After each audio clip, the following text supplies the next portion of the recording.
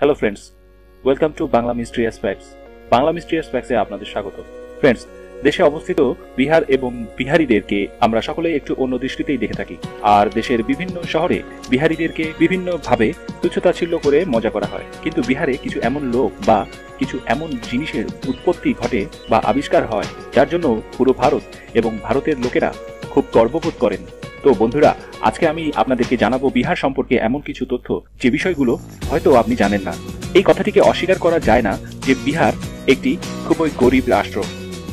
দারিদ্রতা বা গরিবের মূল কারণটি হলো এখানকার বাড়ন্ত জনসংখ্যা এবং নীতিভ্রষ্ট ব্যক্তিদের কারণে। বিহারের মোট জনসংখ্যা প্রায় 10 কোটি, আর জনসংখ্যার দিক থেকে বিহার ভারতের তৃতীয় স্থানে, কিন্তু আয়তনের দিক থেকে বিহার ভারতের 13তম অবস্থানে। এজন্য ভারতের বিহারের প্রতি বর্গ কিলোমিটারে 1100-র বেশি জনসংখ্যা বসবাস করে, অর্থাৎ যেটি ভারতের সবচেয়ে বেশি জনসংখ্যা। বিহার এমন একটি রাষ্ট্র যার মোট জনসংখ্যা গত এক দশকে সবচেয়ে বেশি বৃদ্ধি পেয়েছে। আর এজন্যই বিহারের জনসংখ্যার 33% জনসংখ্যা গরিবী রেখার নিচে বসবাস করে। আর এখানকার জনসংখ্যার মাথাপিছু আয় গোটা ভারতের সবচেয়ে কম, অর্থাৎ মাত্র 33,000 টাকা, অর্থাৎ মাথাপিছু বাৎসরিক আয় মাত্র 33,000 টাকা।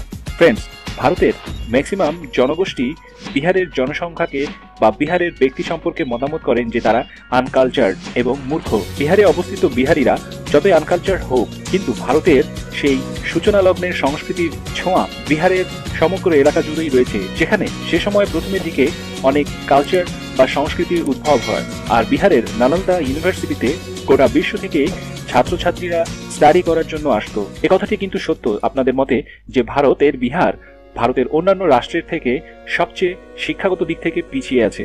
আর এখানকার শিক্ষার হার মাত্র 63% ব্যক্তিরাই শিক্ষিত। কিন্তু বিহার ভারতের সেই জায়গা 1/4 আইপিএস এবং আইএস অফিসাররা তৈরি হয়ে বের হয়ে আসে। ভারতীয় চলচ্চিত্রে বিহারের লোকেরা গুন্ডা এবং মাস্তান হয়, এই যেটা চলচ্চিত্রে তুলে ধরা হয়। কিন্তু প্রাচীন বিহারই সেই রাষ্ট্র যেখানে লোকতন্ত্রের সংস্কৃতি গড়ে ওঠে।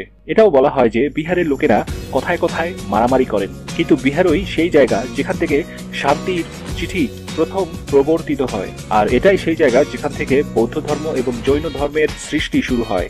বিহার সেই জায়গা যেখান থেকে শিখদের ধর্মীয় গুরু গোবিন্দের জন্ম হয়। আর শিখদের ধর্মীয় পবিত্র স্থান যা সবগুলি পাটনায় অবস্থিত। বিহারে অবস্থিত মুন্ডেশ্বরী মন্দিরটি ভারতের সবচেয়ে প্রাচীন মন্দির। বিহারে অবস্থিত শেরশাহ সূরি টম্ব আর মানেশ্বরীতে মুঘল আর্কিটেকচারের অনবদ্য এক অভূতপূর্ব ডিজাইন ও নকশা স্থাপত্য আপনি দেখতে পাবেন।